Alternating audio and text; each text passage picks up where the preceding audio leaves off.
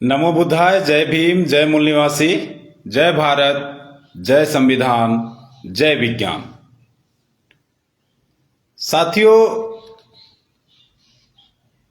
बोध गया में महाबोधि महाविहार मुक्ति आंदोलन चल रहा है। ये आंदोलन पूरे भारत में ही नहीं बल्कि अब विश्व स्तर का हो गया है। और इस आंदोलन में जो भी साथी शरीक हो रहे हैं उनके लिए बहुत बहुत सा अभिनंदन। साथियों, ये विरासत आपको भी पता है कि ये विरासत तथागत गौतम बुद्ध की है। तथागत गौतम बुद्ध को बोध गया में ज्ञान प्राप्त हुआ था, वहीं उसी तारतम्य में आगे चलकर बोध गया महाबोधि टेम्पल बना है।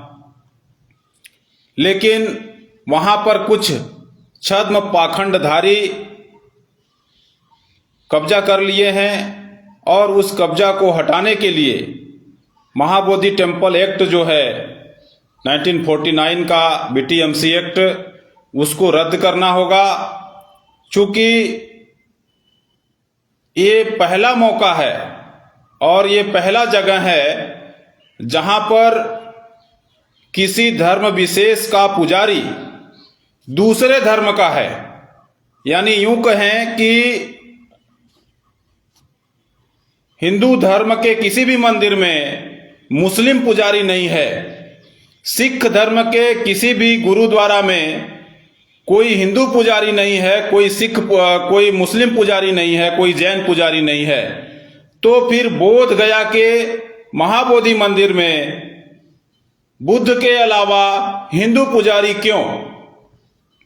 क्यों उसका प्रबंधन हिंदुओं के हाथ में है, जब वो बौद्धों का है। ये साबित हो चुका है कि वो बौद्धों का है। पूरी दुनिया जानती है कि बोध गया बुद्ध के नाम से प्रसिद्ध है और बुद्ध का एक अलग ही मार्ग है, अलग ही मिशन है जो हिंदू धर्म से अलग है। तो फिर उस को लेकर के जो आंदोलन चल रहा है, मैं भी उस आंदोलन का समर्थन करता हूं और आप भी उस आंदोलन का समर्थन करें, ऐसी मैं आप सबसे अपेक्षा करता हूं। साथियों, इसके बारे में हम कुछ कविता के माध्यम से कहना चाहते हैं। सच कहा है किसी शायर ने, सच्चाई छुपाने से नहीं छुपती। सच कहा है किसी शायर ने, सच्चाई छुपाने से नहीं छुपती। हवा ही लगी थी कि सच सामने ही हवा ही लगी थी कि सच सामने आ ही रहा था, कि हवाओं में तूफान आने की आहट लगने लगी और हलचल मचने लगी। यानी ये आंदोलन जैसे ही शुरू हुआ, दुश्मनों को पता चला कि अब तो तिरुपति बालाजी, काशी, मथुरा सब जाने वाला है। क्योंकि वहां जब भी खुदाई होती है या जो भी जांच पड़ताल होता है, बुद्ध ही बुद्ध निकलते हैं। पूरे भारत में कहीं भी अगर खुदाई होती है तो वो बुद्ध ही बुद्ध निकलते हैं। तो ऐसी स्थिति में तथागत गौतम बुद्ध का यह विश्व स्वागत कर रहा है। और भारत के प्रधानमंत्री जब विदेशों में जाते हैं तो कहते हैं कि हम बुद्ध के देश से आए हुए हैं, लेकिन जैसे ही वो भारत में आते हैं उसके विरोध में वो काम करने लगते हैं। तो साथियों, धुंधला सा हो गया सारे जहां में बस एक आहट सी लगी थी कि सच को कोई सुनने ही वाला था। क्या सच में सच्चाई इतनी कड़वी होती है? क्या सच में सच्चाई इतनी कड़वी होती है? शायद इसलिए लोग सच्चाई से मुंह मोड़ लिया करते हैं। शायद सच्चाई से लोग मुंह मोड़ लिया करते हैं, या तो सच्चाई से बहुत ज्यादा डरते हैं।